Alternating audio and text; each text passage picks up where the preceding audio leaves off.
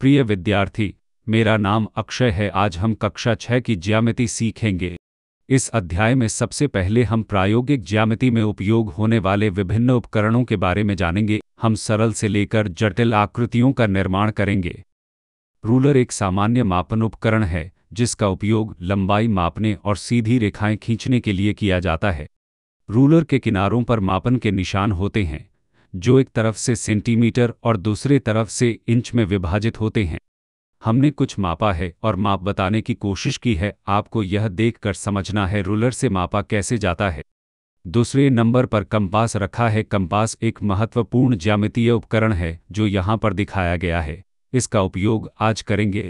तीसरा प्रोट्रैक्टर है। प्रोट्रैक्टर एक ज्यामितीय उपकरण है जो यहाँ दिखाया गया है जिसका उपयोग कोणों को मापने के लिए किया जाता है। इसे आधार रेखा के साथ संरेखित करके और अन्य भुजा के स्थान पर डिग्री को पढ़ा जाता है। इसका भी कई उदाहरण हम आज देखेंगे। चौथा, सेट स्क्वेयर एक ज्यामितीय उपकरण है जो यहाँ दिखाया गया है जिसका उपयोग सटीक कोण और रेखाएं खींचने के लिए किया जाता है। इसे आधार रेखा के साथ संरेखित करके और अन्य भुजा के स्थान पर डिग्री को पढ़ा जाता है। इसका भी कई उदाहरण हम आज देखेंगे। पहला, रचना एक दिए गए लंबाई की रेखाखंड बनाने की है। आप निर्देशों को पढ़कर खुद से बनाने का प्रयास करें।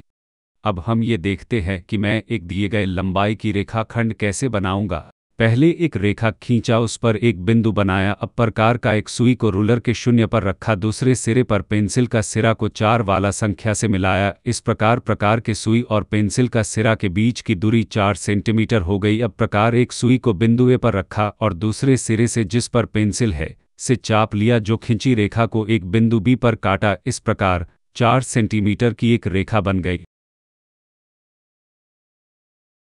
दूसरी रचना एक दिए गए रेखाखंड के समांतर रेखाखंड बनाने की है। आप निर्देशों को पढ़कर खुद से बनाने का प्रयास करें।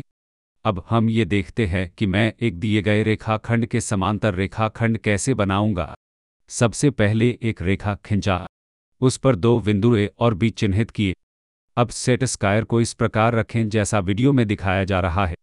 एक सेट स्क्वायर का किनारा पहले रेखाखंड से मिलनी चाहिए।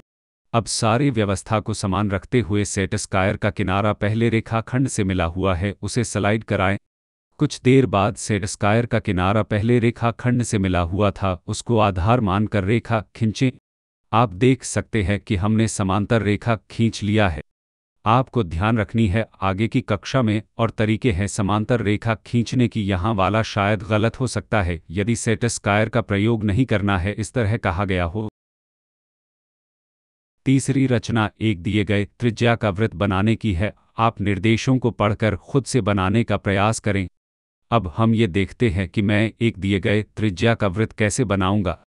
सबसे पहले एक बिंदु लिया। अब प्रकाल से दिया गया त्रिज्या रूलर के मदद से सेट किया।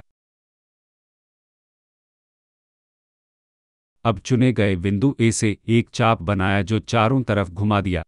इस तरह हमने दिए गए त्रिज्या का वृत्त बनाया।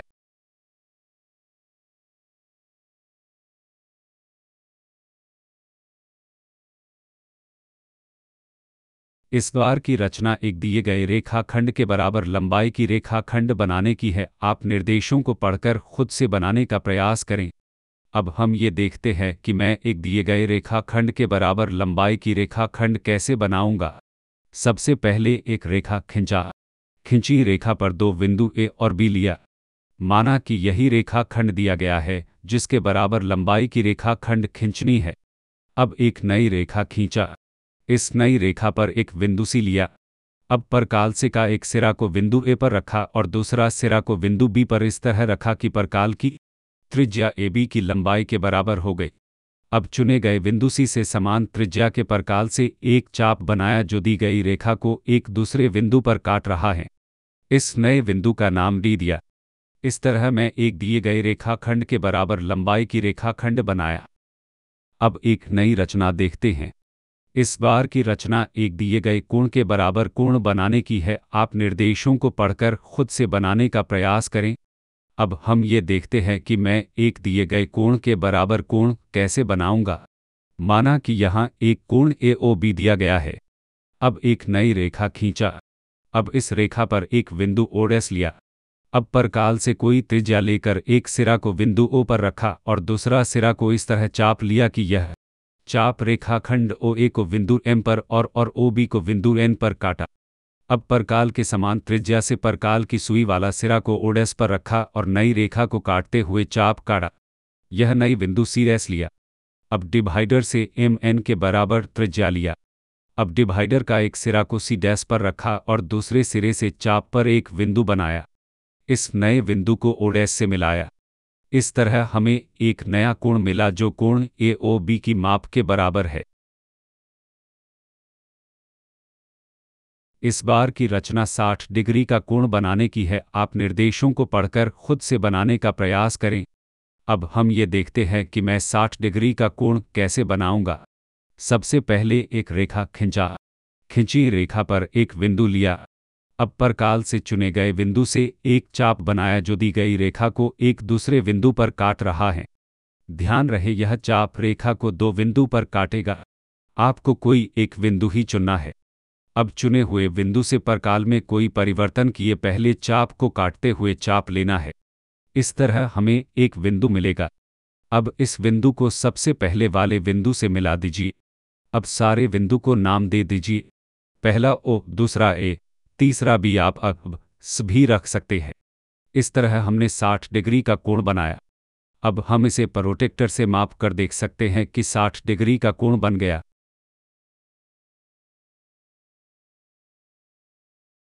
इस बार की रचना 90 डिग्री का कोण बनाने की है। आप निर्देशों को पढ़कर खुद से बनाने का प्रयास करें। अब हम ये देखते हैं कि मैं 90 डिग्री का कोण कैसे बनाऊंगा। सबसे पहले एक रेखा खींचा। खींची रेखा पर एक बिंदु लिया जिसका नाम ए दिया। अब परकाल से चुने गए बिंदु से एक चाप बनाया जो दी गई रेखा को दो बिंदु पर काटेगा या परिच्छेद करेगा। माना कि ये बिंदु बी और सी है।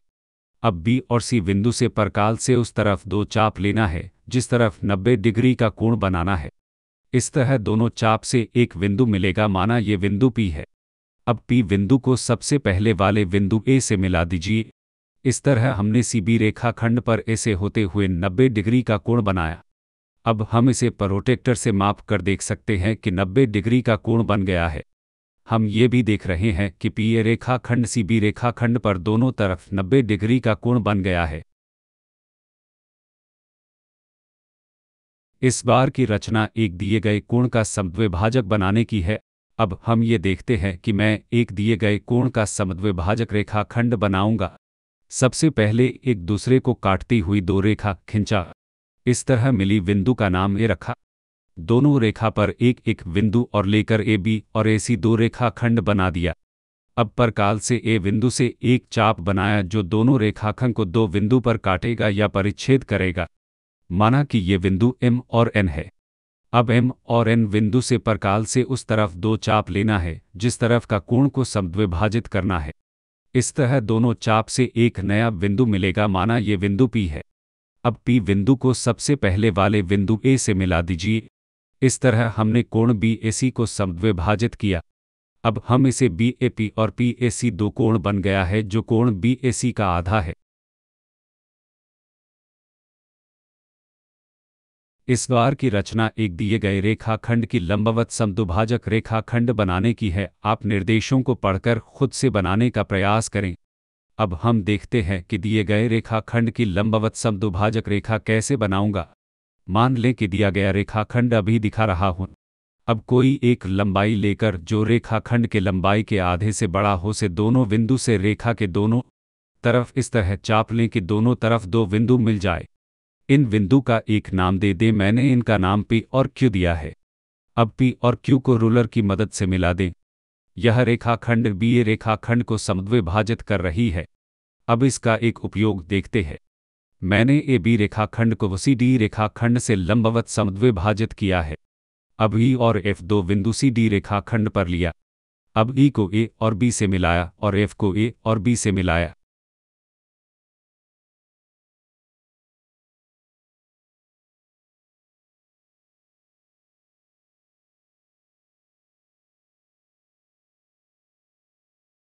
हम बी ई और ए रेखाखंड की लंबाई समान पाते हैं।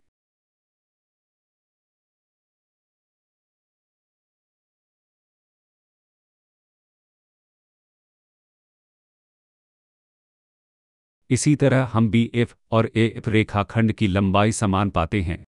आप सोचिए और माप कर देखिए क्या बी ए कोण और ए बी ए कोण बराबर है कि नहीं। इसी तरह बी ए एफ कोण और ए बी एफ कोण की समान होने की कितनी संभावना है। इस बार की रचना एक दिए गए रेखाखंड की लंबवत समद्विभाजक रेखाखंड बनाने की है जो एक दिए गए बिंदु से भी गुजरे। आप निर्देशों को पढ़कर खुद से बनाने का प्रयास करें। सबसे पहले एक रेखा खिंची रेखा पर दो बिंदु ए और बी लिया। माना कि यही रेखाखंड दिया गया है जिस पर एक लंबवत रेखाखंड बनाना है। एक बिंदु सी भी इंगित कर दिया जिसके होकर लंबवत रेखाखंड को गुजरनी है। अब परकाल से सी बिंदु से एक चाप बनाया जो दोनों रेखाखंड को दो बिंदु पर काटेगा या परिच्छेद करेगा। अब इन दो बिंदु से परकाल से दूसरी तरफ दो चाप लेना है जिस तरफ बिंदु सी है। इस तरह दोनों चाप से एक नया बिंदु मिलेगा। इस नए बिंदु को सी बिंदु से मिलाएं। यह नई रेखा ए बी रेखाखंड के लंबवत रेखाखंड है। रेखाखंड को दो बिंदु का नाम देना आवश्यक होता है, आप इसका ख्याल रखें। इस बार की रचना 75 डिग्री का कोण बनाने की है। आप निर्देशों को पढ़कर खुद से बनाने का प्रयास करें। अब हम ये देखते हैं कि मैं 75 डिग्री का कोण कैसे बनाऊंगा। सबसे पहले एक बिंदु पर 90 और 60 डिग्री का कोण बनाएंगे। मैं जल्दी से दिखा रहा हूं। यहाँ पर बी ए पी 90 डिग्री का कोण है और बी ए क्यू 60 डिग्री का कोण है। अब यदि पी ए क्यू कोण को समद्विभाजित करेंगे तो हमें 15 डिग्री का कोण प्राप्त होगा जो 60 डिग्री के साथ है और ये मिलकर 75 डिग्री का कोण बन जाएगा।